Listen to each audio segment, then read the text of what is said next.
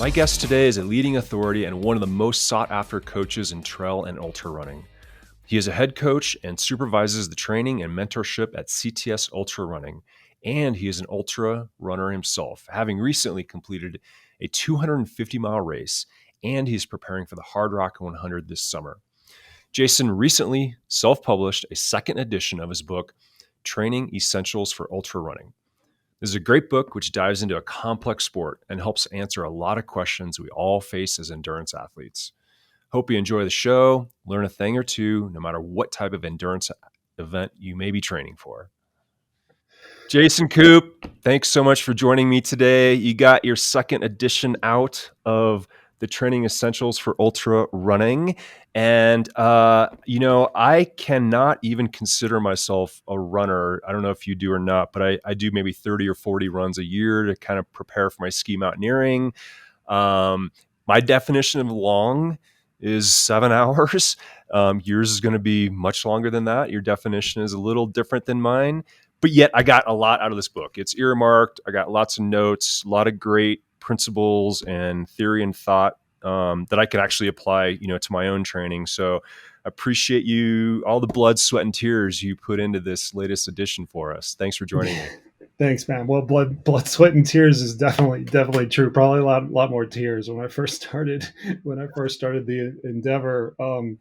Well, since you wrote the first edition, the market has grown by millions. So you're hence bringing in millions for that, right? The growth Exactly. of Ultramarathon is really the end game for you, those dollars, right? Yeah, it's really growing a lot. Yeah, Elon and I, we've got a trip on our respective yachts pretty soon if they don't get confiscated. But no, it's funny you mentioned that because within the ultramarathon sphere, we do have this very insular version that the sport is growing by leaps and bounds, and it is. I mean, you look at especially North American participation in ultramarathon, it's still in hockey stick growth. We have double-digit growth every single year for at least the last 9 years. But at the same time, the audience is still very, very small. You can fit all of the North American participants for ultramarathon within the fields of the Boston Marathon, the Chicago Marathon, and the New York City Marathon. It's in the 150,000-ish type of range. So not millions of people. And that was one of my biggest hesitations for initially writing the book, is knowing that the audience is so small, and you only have a very small fraction of the audience actually gives a crap about some of this stuff.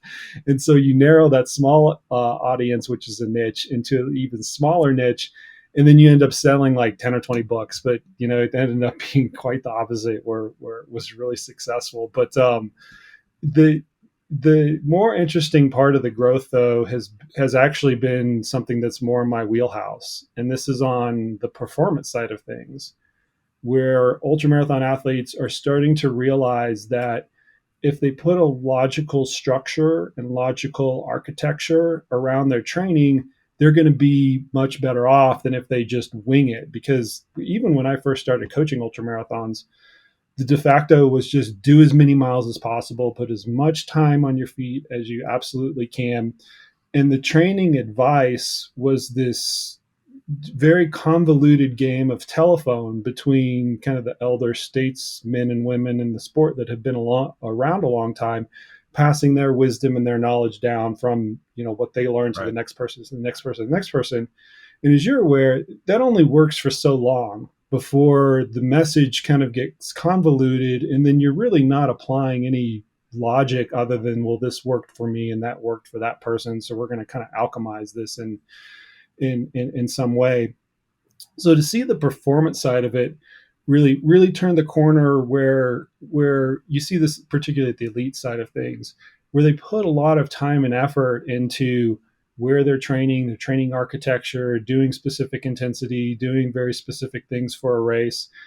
That side of it has been very interesting to see turn around, because it wasn't that long ago where I was reaching out to a lot of the elite ultra runners in the space about coaching or about trying to help them in some way, and I was literally getting laughed at, because they didn't feel, or the community as a whole didn't feel, that putting that type of effort into proper training structure was really worth it. So I like to view the growth in two phases, right? There's the participatory growth, but then there's this knowledge based growth, which, hopefully I've contributed to through the book and through other mediums. Yeah, I never thought about it really till now, but you're kind of short circuiting the evolution of the sport. I mean, I think about pro cycling. It was a century of this, of just telling tales, right? And like, oh yeah, don't eat and, just Exactly. ride 28 hours a week. And then it became more sophisticated. And then you think about Ironman. It's like, that was the same thing. What did Dave Scott do? What did Mark Allen do? Well, Yeah, here's the right. legends of the Yeah, sport. Nothing was right. documented. This is what they did. So I'm going to do the same thing. And that was 1985 or something. And then, now, whereas Ironman, every single year the competition gets better because it gets more Crazy. refined, more It's crazy. sophisticated, more Yep. documented, and lessons Hmm. learned. We get more lessons learned every year. And so now if you want to qualify for Kona, Hawaii, like, holy cow, no matter what age you are, it's Yeah. very difficult. Very So you're kind of, sophisticated. Yep. you're short circuiting this evolution of the sport, and the, I guess the high performance side of it is really where you've been focused, and that eventually gets down to all ages and almost all levels. A bit of that trickles down. Yeah. Here's the thing, though. I still think that a lot of that is underappreciated in ultramarathon running. And here's the perspective that I come at this from. You have an audience that's going to listen to this podcast that is multidisciplinary, right? They're going to Yeah, be cyclists and triathletes and runners and trail runners and things like that. And very fortunately, when I started my endurance coaching career, I started out working with cyclists and triathletes and runners. I kind of had the whole gamut. And I was privy and somewhat at the front lines of the power meter revolution in the early 2000s, where on the consumer side of things, it was always been in the pro peloton. They never raced with it because it's too heavy, obviously. it was a But on the status symbol. yeah, it's status symbol. But on the consumer side of things, it started to become more accessible. Right, they were lighter and more affordable, and not as clunky to get the data off of. And Tell me about it. having yeah, no, you have lived every thread of it. And but from a coaching perspective, having gone through that and having coached with a tool that is so powerful in terms of being able to analyze workload, what the demands of a particular race are, the feedback that you get from a particular workout, how individual strengths and weaknesses work out, and how the power meter can really illuminate that. I was able to translate that into a sport that doesn't have an equivalent to that, right? And we still don't. We probably never will in the trail and ultra space have an equivalent to that. But the experience that gave me is absolutely invaluable, and it's not one, not to toot my own horn too much, but it's not one that many ultra running coaches actually have. They kind of put the blinders on in terms of how some of these other sports work and how sophisticated they actually are. And you see that crop up in the kind of some of the advice that gets put out in the space and the in some of the popular articles and things like that, where it's still, maybe it's 7 or 8 years behind triathlon and cycling in terms of the total like ecosystems understanding of how the sport works. But that sole moment right there was, it was so powerful for the community, for the endurance community, having this little window into what's going on from a performance perspective. But from a coaching perspective, it gave me a completely different set of eyes that I then could translate into another audience, which was this ultramarathon audience. And Yeah, I'll also say it's something that I got criticized very heavily for, in terms of taking those principles that we right. used in cycling, that we used in triathlon, that we used in adventure racing, and applying some of those, maybe in an extended fashion, into ultra running. And I always looked at that criticism. I'm like, you guys have to understand, like, this is still human metabolism that we're talking Yeah, about. This is still right. human physiology that we're talking about. Because somebody's riding a bike and another person's running, we can tease out those differences, but Yeah. there's going to be a lot of similarities in there as well. Yeah, I love the cross-pollination concept. Learning from other sports can really help you see things in a different light. Yeah. If you're coming from the running background, I want to dig into that. Some of the norms of marathoning, the long run for the week is kind of a staple.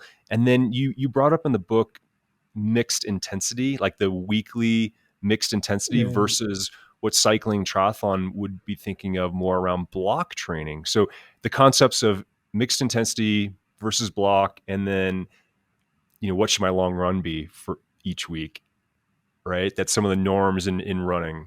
Well, and this kind of goes back to what we were talking about at the very beginning, where so much training is rooted in what's been done before, and it almost becomes this de facto blueprint for people to follow in the future. So on the mixed intensity training, just to briefly describe that for the audience, what you would be doing is what any collegiate program, a collegiate cross country program is doing right now. On Tuesdays, they're going to do 1,000-meter repeats. On Thursdays, they're going to do a 40-minute tempo run or a 6-mile tempo run. And then on Saturdays, they're going to go to a meet and race. Cross country season, track season, that's kind of the de facto plan. And then maybe as the races get closer, they might add like a little wrinkle in there or something like that. But every collegiate program And across the you run to country, the fastest athlete's pace. exactly, and you're all everybody's doing the exact same work. So I went to Texas A&M. I'll describe how this actually went for us at Texas A&M.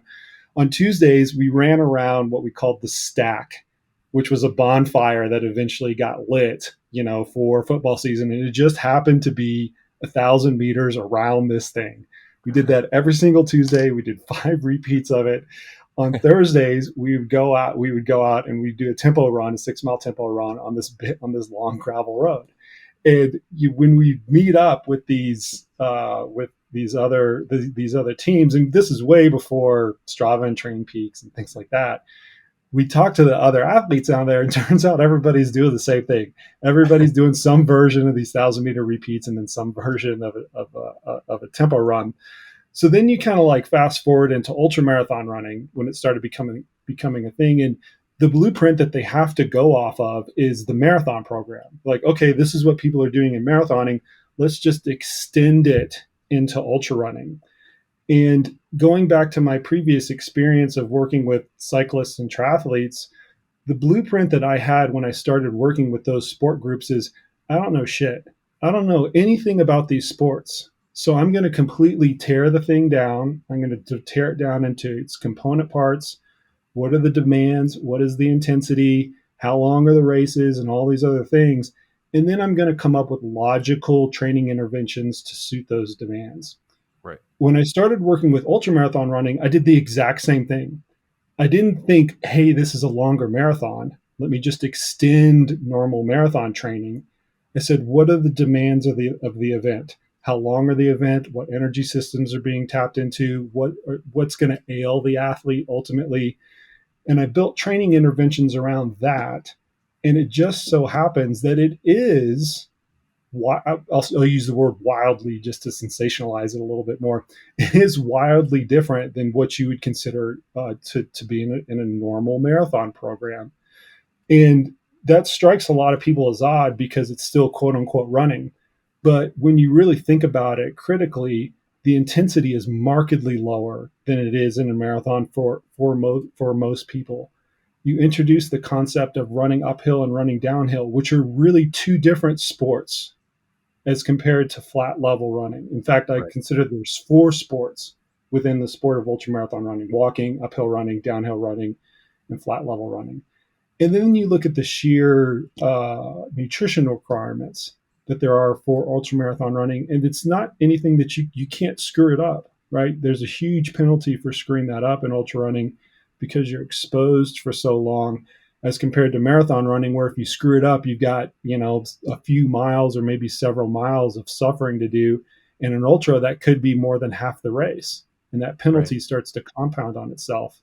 So you look at all of those things, and what I eventually came away with is we need to just treat this as a whole separate sport. The word ultramarathon really does the sport a disservice in terms of training for it. And let's look at logical training interventions and how to structure training that are specifically tailored to this unique sport. Right. I think when you say taking the word marathon out of it, isn't it Ultra Trail de Mont Blanc, Yeah. marathon. Is marathon, it's not in UTMB in French, No. right? Yeah. Yeah. No. Yeah. And I mean, once again, I keep coming back to this sentiment that the fact that we lump a lot of different ultra endurance events into the same category of ultra marathon, everything from a road 50K, which could, take 3 hours, to a 250 mile, race, which could take 5 or 7 days. I think that does a disservice to the sport, and particularly for people preparing for the sport, because it's not all the same thing. But simply the word ultra marathon, that literally means just longer than a marathon, that does a big disservice for people training for it, because it just connotates that all they need to do is extend their marathon training, and it's anything but that. Right. And you brought up a great little tip that I just remembered, is that you just completed a 250-mile race, right? I did. That's why I was at the top of mine. Exactly. And how long did that take? I think it took me right around 80 hours. I can't remember the exact time. I lose Yeah. count. I can't count that high, so I lose track of time quite easily after that point. I'm going to dive into that real quick, but you mentioned that a little bit in the book around 200 plus mile races and the concept of sleep deprivation and whether to bring that into training or not, and the balancing act of, should I bring that in? You know, I'm sure people think about that. So, what are your thoughts around bringing that into training? Yeah, it's super interesting, right? I don't think that sleep deprivation is something that can be trained. Like we think about training the aerobic system, right? You go from a VO2 max of X to a VO2 max of Y, or your critical speed, increases or whatever. I don't think that we can improve our physiological capacity to handle sleep deprivation. Yeah. And I do think that from a perceptual standpoint, it's important to understand how you operate in those conditions.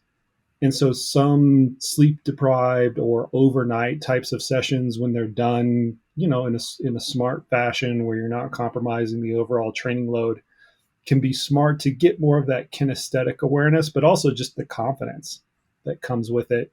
Interestingly enough, there was a novel case study that was published a couple of months ago out of Samuel Marcora's group, who I know that you're familiar with, where they actually had an athlete do sleep deprivation training for like 6 or 8 weeks before an ultra marathon. So the protocol was very simple. It was just one day during the week, he reduced his sleep to 2 or 4 hours or something like that.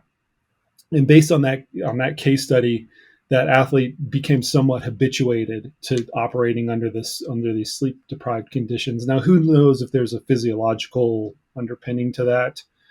But I think the perceptual side of it is very real. And so, from a practical perspective, what I do with my athletes and what I would do with myself in this race, it's kind of a two-phase approach.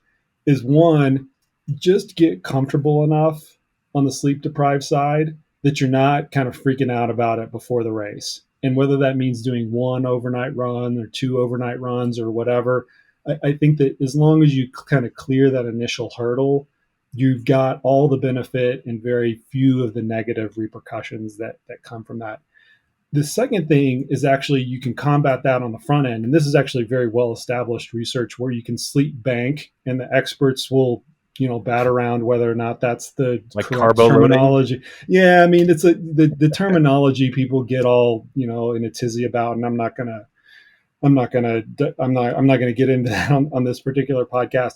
But essentially, you're just sleeping for longer in the week leading to a race, and we use a 10-day, 10 hours per night protocol. And I know that's not the most practical thing for a lot of people, but the point is you're just trying to get as much as you can in the 7 to 10 days before the race to either erase the sleep deficit that you have just from being a normal human in today's world, Yeah. and or potentially bank some that you can then deploy, essentially, if you want to think about it like that, deploy on race day. So I take that two-prong approach from a practical standpoint whenever we know we're getting into like the overnight 48 hours and above territory. Right. Awesome. Well, I want to dig into some more of your methodology and principles. You have three kind of stated principles in the book, if you will. And the first one was develop the most important aspect nearest the race. So as the race is approaching, start to focus on the most important aspects that maybe are unique to that event.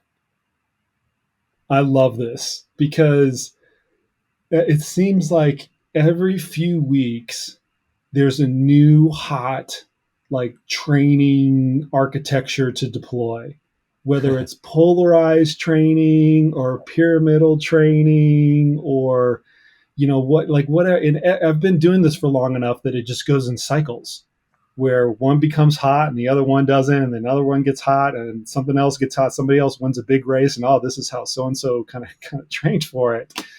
And it's always given me a chuckle because I think that in particular coaches who are responsible for designing these things for their athletes, if they simply understood the demands of the event, what are the physiological demands? You can define that anyway. What percentage of VO2 max? What's their heart rate going to be? Like there's a whole host of things that you can use. And it kind of doesn't matter. What are the demands of the race? Okay, we're going to develop that physiology the most robustly as close to the race as possible. Period. Specificity. That specificity, that's your training architecture right there. All of the polarized training and pyramid this and moving from this to that. I love when the researchers tease that out, and I've had them all on my podcast. And Steven Seiler contributed to a portion of the audiobook.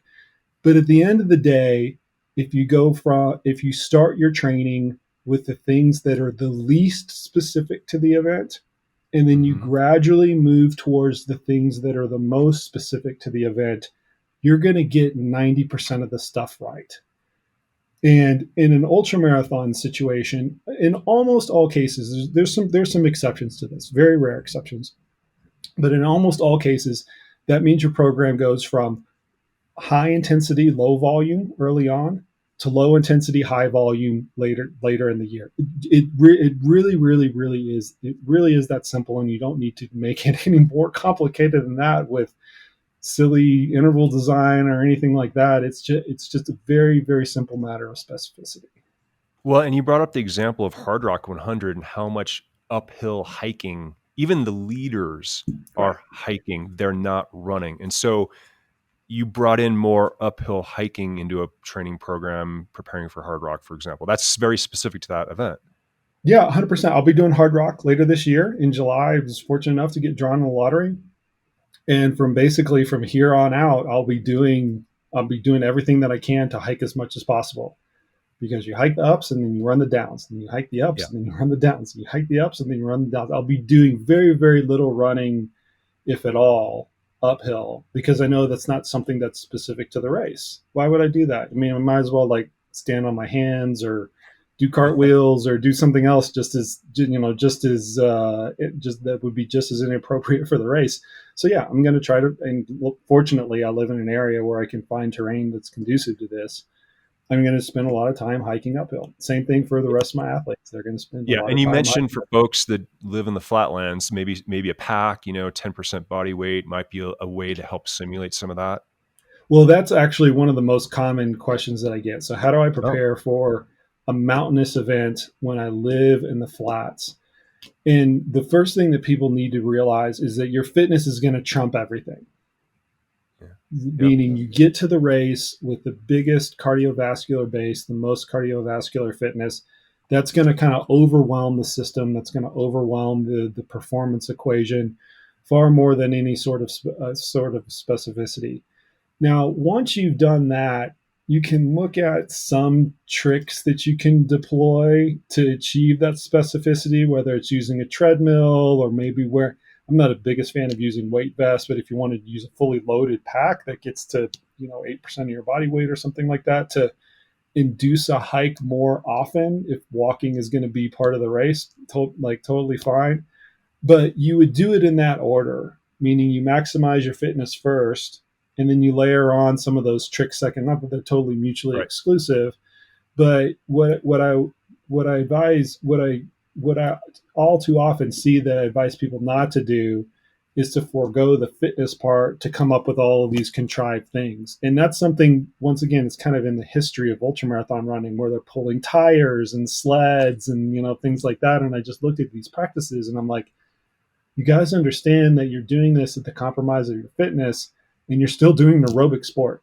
Like, let's not mince words here. You still are training for a highly aerobic, low intensity sport. Why are you spending time pushing a sled around or pulling a tire around for 20 seconds at a time when that type of intensity is completely inappropriate for the race that you're actually preparing for? All So right. anyway, so the sum total of it is get as fit as possible and then layer on some things that can add some specificity. All right. So you pulled yourself into a somewhat of a trap. I'm going to see you get out of this. But the second principle is, because we're doing a low intensity, really long event, but it's low intensity, do steady state tempo and run intervals. We're talking VO2 max at some point throughout the year. And I guess maybe I should read it properly. At some point during the season, incorporate each of these three critical workouts. Yeah. So as a little bit of a backdrop, I keep my workout architecture very simple.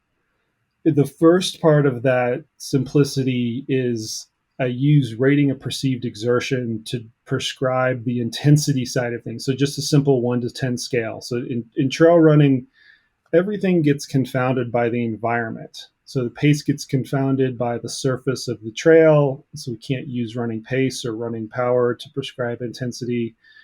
The duration of most of the activities confound the use of heart rate for prescribing intensity because they're just too long. You get too much decoupling or drift, however you want to describe it. So I just kind of come down to the most simple thing is let's just use rating the perceived exertion. It just happens to be that that's what you're going to use during the race anyway. So I would rather take the most amount of time honing that skill of using your own internal cues to manage intensity. I would rather take every opportunity to do that as possible, because I do think it's such a valuable skill to deploy on race day. So the names running interval, tempo, and steady state simply just describe the intensity spectrum that I use from most intense to least intense. Running intervals being the most intense, and most people would think that's like a VO2 max type of interval.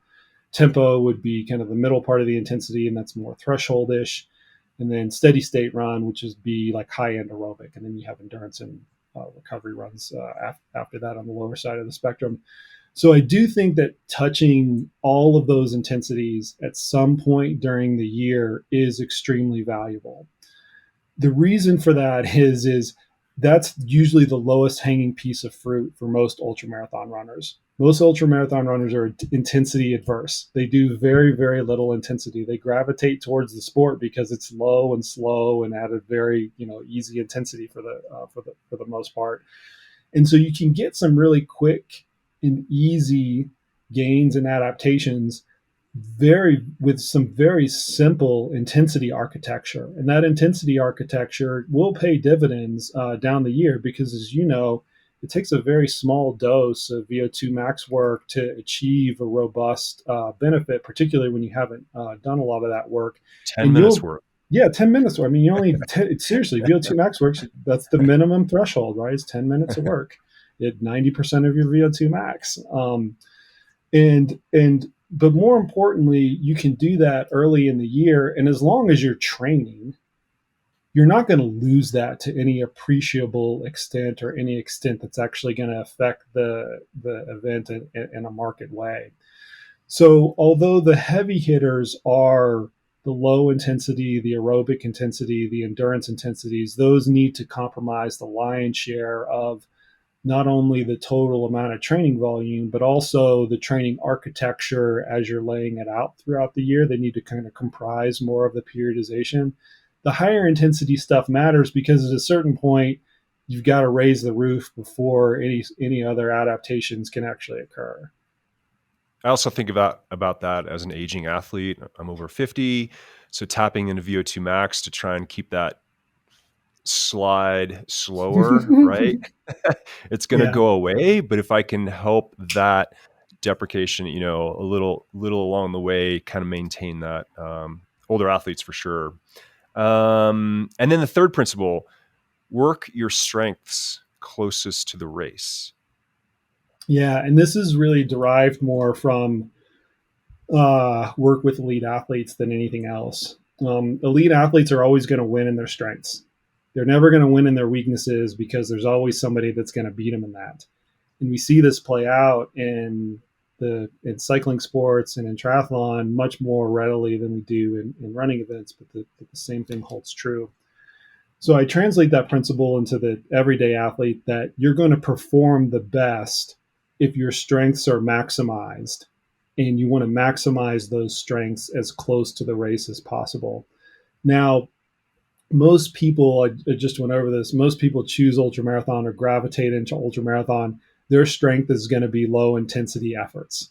It's just because people like what they do, right? So naturally, the first principle that you mentioned, do the things that are least specific to the event, furthest away from the event, and most specific to the event, closest to the event, aligns with the strengths and weaknesses principle.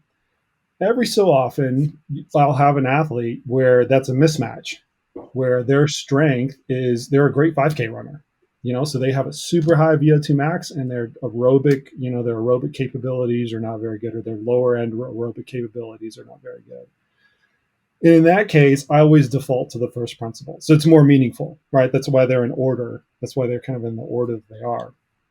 And that's fine. There's nothing kind of wrong with that. But I think recognizing that athletes do have those physiological strengths and weaknesses throughout the year, and then shading the training, the overall training architecture to meet those strengths and weaknesses, especially for a developed athlete, you can usually reap more benefits if you're starting to recognize that individualization component of an athlete, where certain athletes are going to adapt more readily to different types of training than other athletes. I'll give you a great example of this. I have an athlete who is a former lacrosse player, and she has a great VO2 max, like fantastic VO2 max. She would be a great 1,500 meter runner, great 5,000 meter runner, and things like that. She's not so physiologically gifted at the lower end of the aerobic spectrum. And so I violate a little bit, I would say, of that first principle when she's going into like 100K types of events. And I'll have her do more higher intensity or threshold types of intensity as compared to somebody in her peer group, just because she adapts to those workouts much more readily. And she's an experienced athlete, so I'd rather have her be more fit, more confident, knowing that she's adapting to the workouts going into the race, than having like the perfect, specialization kind of going on. So yeah, I mean, needless to say, there are times when those come into conflict a little bit. And I think it's a good coaching debate and coaching decision on which one wins out over the other when you're designing those things. Yeah. Individuality is another. It's a big one. Specificity, individuality. You're not a robot. Everybody's unique. I'll say it's hard to pull that out in trail and ultra, because in cycling you have a power duration curve, right? Yeah. Everybody's got a power duration curve. It's very easy to define. You can look at athlete A's power duration curve and compare it to athlete B's, and there's all these sprinter, time trialist, stage racer, all the criterium writer. There's all these power profiles you can look at. Ultramarathon coaches, they don't know crap about any of this. It's actually kind of comical, to be honest with you. But having that experience of working with that sport group, I can take those principles and I can look at the training just like we would do with any other athlete with the power meter, and do similar things, not the exact same things, and start to tease out what those strengths and weaknesses are, independent of doing any metabolic testing, which is, that's prohibitive for a lot of athletes. And so, yeah, I can pull out that individualization just simply through the training and seeing how the athlete is adapt, just using those skills that I developed in the cycling world, although it's a little bit more crude, as you can imagine. Yeah, it's the same principles being applied, and you try and maximize where you can. And it's probably thinking through the lens of what are the limiters, Yeah. and there's different ways to define limiters for each Yeah. athlete. I'd love to dig in to one particular page in the book, which I believe you referenced Seiler Yeah. earlier. Yeah. You interviewed him for the audiobook. But he has the hierarchy of endurance training needs, which you then took and adapted it with the lens of ultramarathon. So if we can I'd love to kind of work bottom up. We've covered some of this, already in Yeah. Yeah. today's chat. But you think about the hierarchy of needs, and if you don't have something low on the pyramid, don't think about the top of the pyramid yet. Let's get the Yeah. foundation proper, right? Yeah. So really, that's the theory behind this, and where should you spend your time? So if you can kind of take it from the bottom up, tell us about how you interpret this pyramid, and if we can cover off on some of these different aspects. Sure, sure. Before I get into that, the story of this is actually kind of cool because when Steve came out with that, it was of great interest to a lot of coaches out there because it made them think kind of critically about what they're doing with their athletes and how they're applying certain principles and workout and training architecture, and are they literally focusing on the things that actually matter more than others. Right. And I kind of posed this to our coaching group. I said, listen, let's take this, and I want everybody to come up with their own hierarchy of needs from an ultramarathon perspective. And so we all went into our little, corner or little, virtual corners for a week, and then we came back in a continuing ed format, and we shared them all. And this section of the book is really a synthesis of that discussion, which took a couple of weeks time. And so it's a pyramid, and the bottom of the pyramid matters more than the things that go on top of it. The thing that matters the most is the total volume of workload. And I chose those words very intentionally. I could have said miles, or I could have said time instead of workload.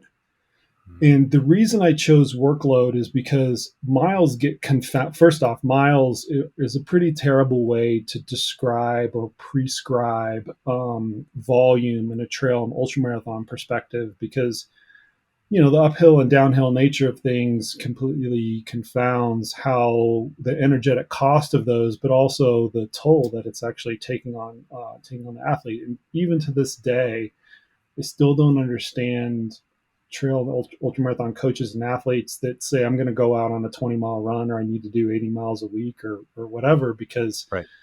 of that variability. It just makes no sense to me. Anyway, that's more of a side. Yeah.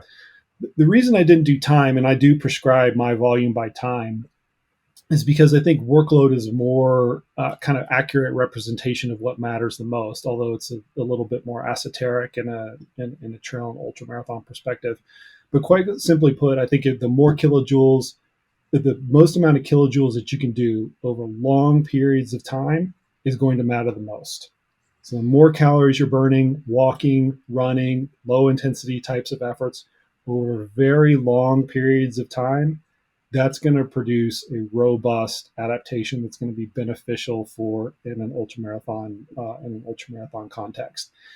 The reason long periods of time, I'm adding that kind of intentional caveat to it, is that everybody wants to do 200 miles a week, right? Everybody wants to try to cram it into, a 1 week period, or even a 2 week period, or something like that.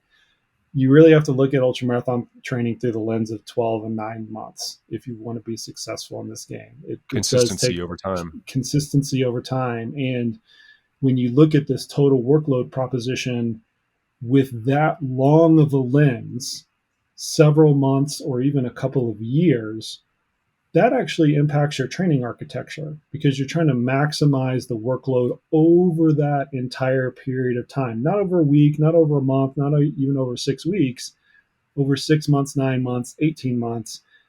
The way that you lay the training out and the way that you undulate the volume and intensity will absolutely differ if you have this long-term lens approached on it, or if you have this long-term lens focused on it. And ultimately what that's going to result in is you want to favor consistency above all else. Right.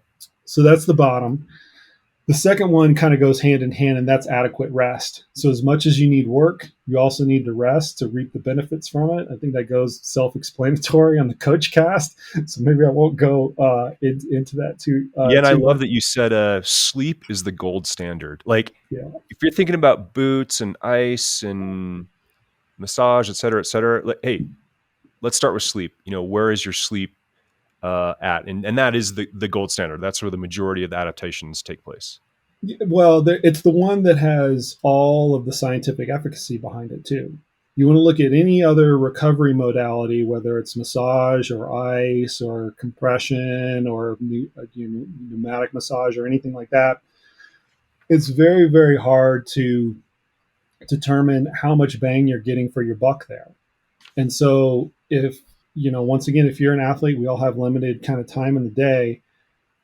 Focus on getting in 8 to 9 hours of sleep first, and then if you can get that, okay, we'll talk about a recovery modality that might suit your lifestyle, and that's really what it comes down to. What really suits your lifestyle? Is it a gun? Is it pneumatic boots? Is it whatever? That tends to be the heaviest hitter versus the mode itself is how consistent you can do it and how you can incorporate it into your lifestyle without kind of throwing everything up in arms. So yeah, you're right. Sleep is absolutely the gold standard Yeah, there. and you mentioned even how that benefits risk of injury, and some studies have shown lack of sleep increases. So should I lift weights, for helping me stay away from injury, or damn, my sleep is horrible. Maybe let's start with that. Yeah, and we could go around and around and around on the strength training side of things. That was a big change that I made from edition one to edition two, is incorporating a specific strength training chapter. But you hit the nail on the head where a lot of people will strength train very, very specifically to prevent injury.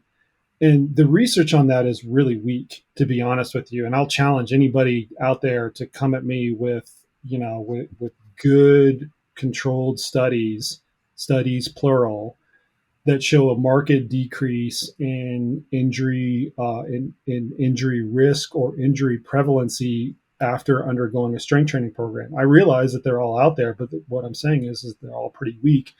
And in particular, when you compare it to the studies that look at rest, either in the form of more sleep or in the flavor of more rest days, when you compare the quote unquote injury prevalency rate, or however the research design is looking at it, it's typically like a 5 or 10 fold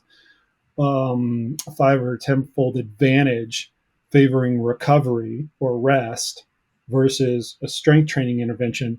And that's not to say that it's 5 or 10 times better, but it's a more efficacious intervention to use if you're specifically looking at preventing injury, meaning if you just incorporate more rest or smarter rest or both of those versus strength training specifically for injury. You're probably getting more bang. You're definitely getting more bang for your buck on the sleep and the rest side. And I know that there's going to be a ton of personal trainers and coaches and things like that are throwing tomatoes and eggs at me right now. But really, when you look at the research at it, it's very, very hard to conclude otherwise. Not that is an either or proposition. And I think that's kind of where we get it a little bit twisted, is people think either rest or strength. And although in a lot of cases they're mutually exclusive, particularly when you're lifting hard, right? That's adding training stress, not taking away training stress. But if you're looking at strength training through the lens of like physical therapy or corrective exercises that are relatively low load, and you have the time, which is a big caveat, and you are also getting adequate sleep and rest, that's something where you might be able to accomplish both, or you might be able to use both interventions and accomplish something along the lines of having more training availability and or less injury. So that's a big, we're deviating from the pyramid a little bit, Yeah. but that was a big change from the first book to the second book, where I had all that laid out. This might Right. be interesting for the And you listeners. omitted it. Yeah. Yeah, I did, and my publisher, Velo Press, which is now part of Pocket Outdoor Media or Outside Plus or Outside, whatever they're being outside, called. outside, Now outside. I'm losing track of all the names. They're like, dude, you got to cut the book down. It's too long. Like it's gonna cost too much. There are too many pages and blah blah blah. So I'm like, okay, let's just get rid of the strength training chapter, and I reduced it to this like 500 word sidebar, and I got creamed. Like the people just like completely lost it. You're anti-strength training and all this other stuff. And I'm like, oh my God. All right, whatever. Next So now that edition, you're we're gonna fix that. self-published, Yeah, I put it back in. we got it in there. Yeah, now that I can do whatever I want to and not be beholden to a particular word count, that might come back to haunt me as well. But yeah, I put it back in. There's a brand new section. I had one of our coaches, Sarah Scazzaro, who has an impeccable corrective exercise training background and an ultra runner herself. She helped design that chapter with me, and I'm really happy with the way it turned out because it kind of comes to a little bit of the same conclusion, but it's much more thorough, obviously, and goes through some of the rationale of why you would incorporate and why you would incorporate a strength training regimen, and then how you would actually go about doing it. Yep. All right. So next up in the pyramid towards the base, adequate periodized nutrition. Yeah, this is such a big one because in today's like culture of like diet wars, it's it's unmistakable how people are being kind of influenced around nutrition right now with particular diets and macronutrient composition and things like that. And the reason this is third, right, the nutrition piece of it, is that total calories are going to matter. That's the biggest thing. In fact, if you just wanted to phrase Right. this, have your total Energy. calorie output match your input. Like that's literally, if you balance that equation right there, okay, great. Now we can talk about macronutrient distribution and maybe timing. Right. But let's just get the And equation right male, first. female equally. Well, but here's the thing in ultra though that's actually really interesting is that it's because the training undulates so much from a volume perspective. One day you're doing 6 hours and the next day you're doing 1 hour.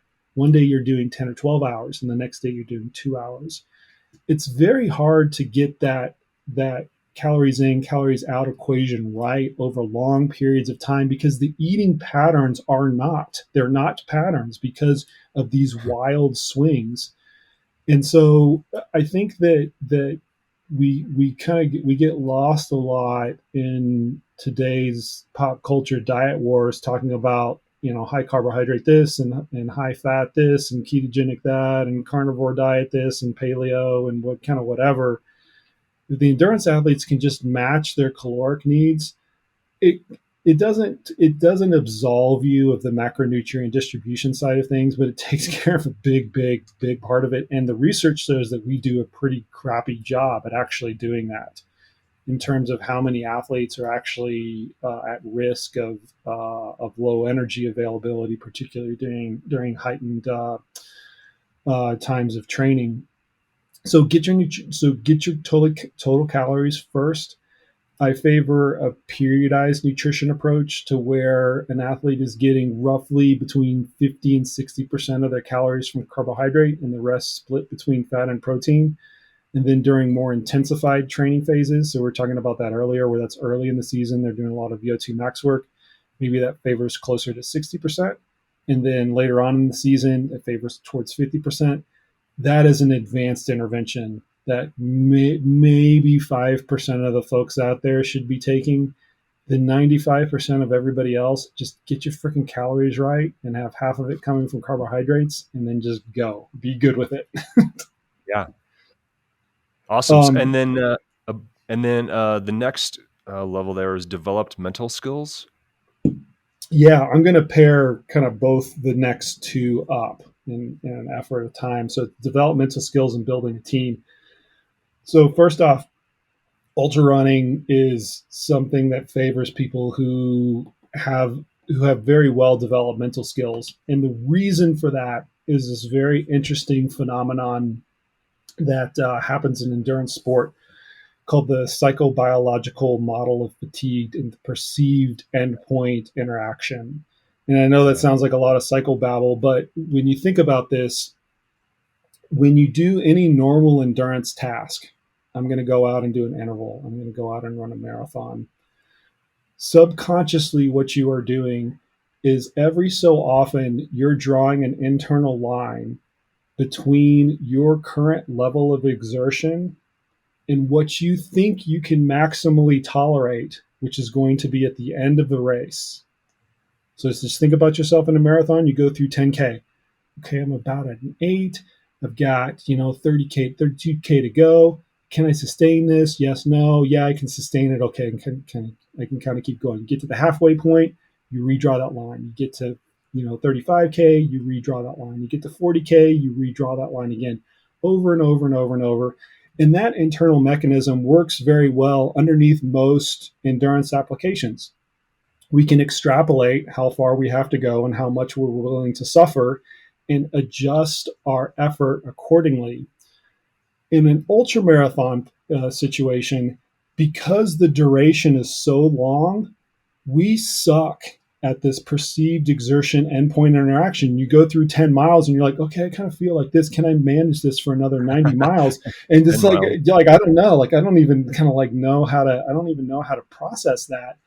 And the Right. way this shows up, interestingly enough, is when people drop out of races.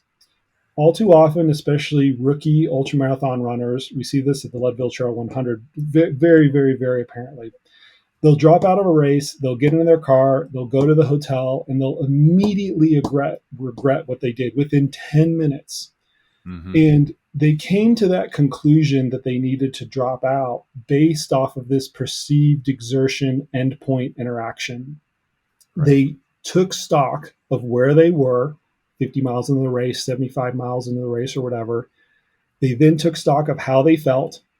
They tried to extrapolate what the rest of the race is going to be like. And they're like, that's intolerable to me. I can't tolerate that level of distress. And so then therefore they drop out. And so, what I mean by developing mental skills is largely related around this concept. It's around this concept of breaking this mold of this perceived exertion endpoint interaction that is all too common and serves us very well in training and in most endurance applications. Ultramarathoners have to be able to consciously break free of that, literally stay in the moment. And instead of going through this perceived exertion endpoint interaction, they just have to be like, all right, I got another mile. I'll do another mile. After that mile, I'm going to do another mile. There's a whole host of other psychological interventions, other sports psychological interventions that I kind of go through in the book. But fundamentally, this shift from relying on your own internal sense to modulate your effort to being able to ignore that ingrained process is kind of fun is fundamental to being successful in an ultramarathon application.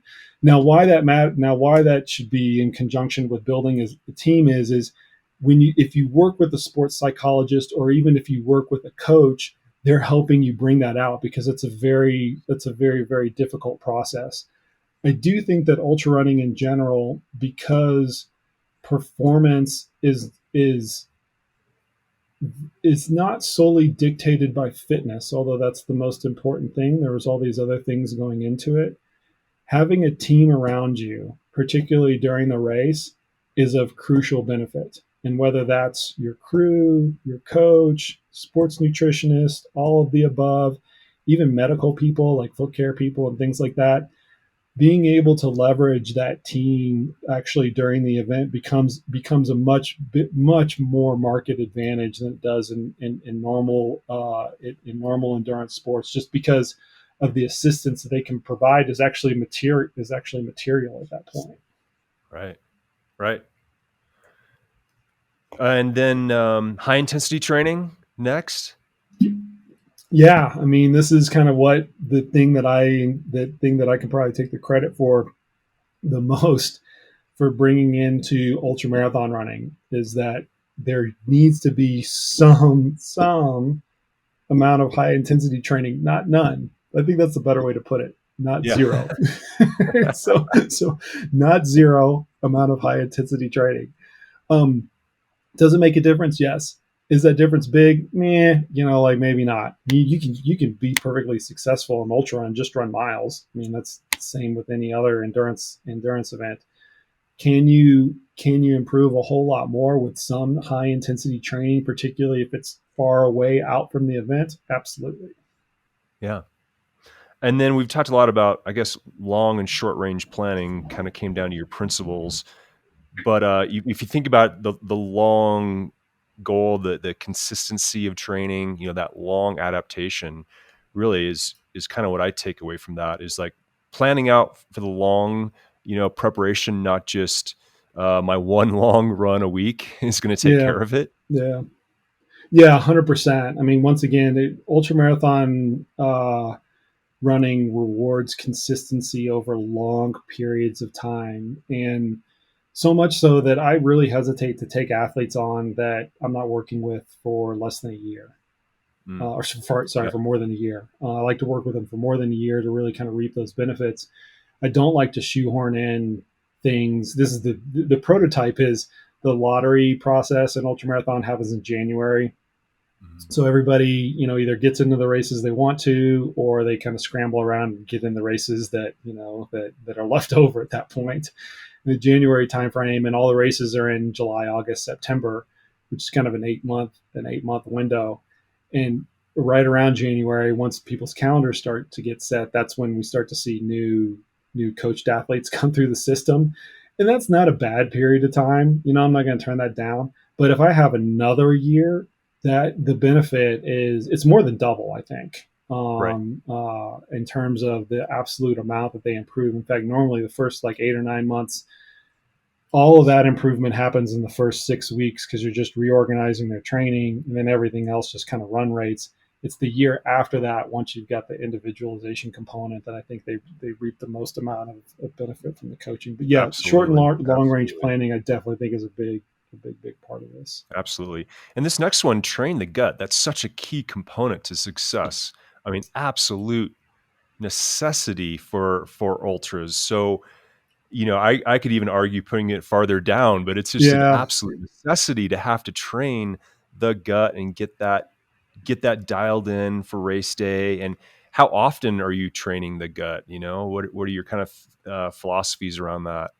Well, I think that so first off, I do believe in the research that's coming out about this, particularly from Richard Costa's group, is giving us more indicating arrows that this is the case. I do believe that the gut is trainable, both in terms of the total amount of calorie or the total volume of food stuff that it can take in, and in the amount of energy that it can essentially harvest from that per unit time. Mm-hmm. Um, I think it's more of a transient adaptation, though, is what's starting to manifest itself. Meaning, you can do gut specific training, and those adaptations show up on the order of about several days or weeks. It doesn't take months, but then they also go away.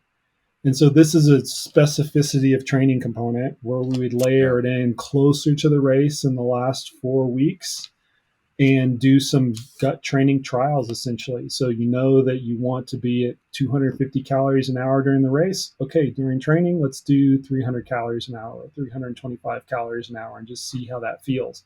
Does that feel okay? Do we want it up 250 to 270 or 75? You can start to make those decisions.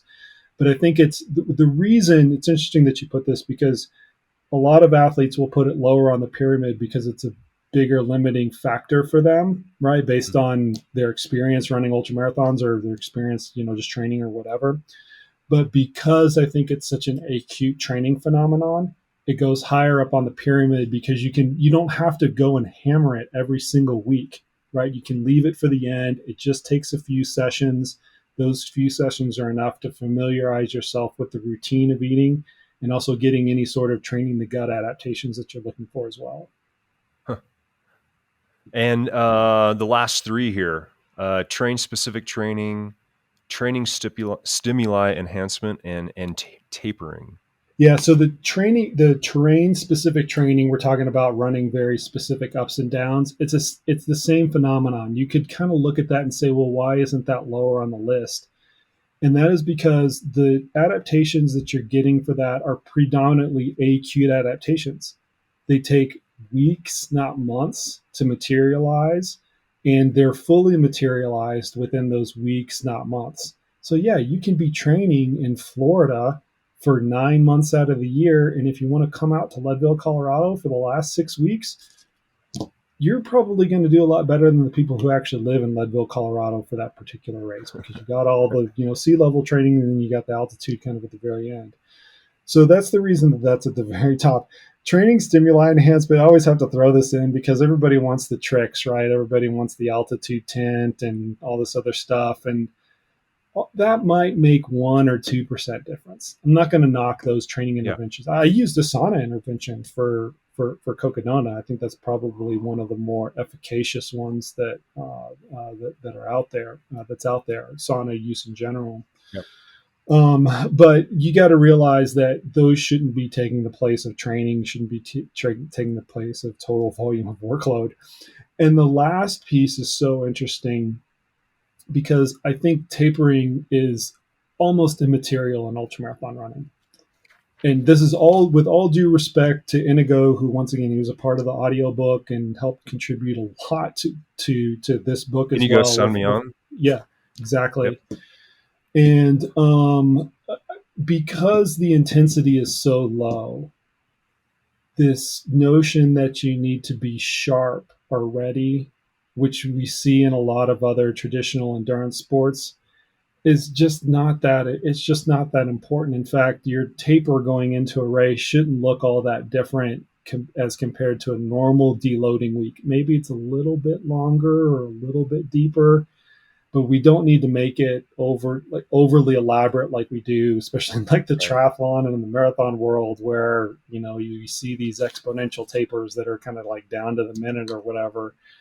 Yeah. In ultramarathon running, it's just not necessary to do that. So train first and then rest a little bit. You're going to get all the adaptation that you need. Well, the first thing I thought of was the extra sleep. We talked about that earlier.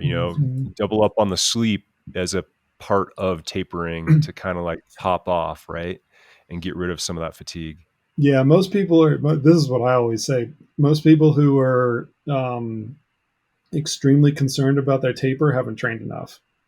So it's just their psychological inadequacies kind of coming out, like thinking, oh my God, should I take Tuesday off or should I run for 40 minutes? That's not material. That's not material in your whole tapering process. What does it make you feel better to do?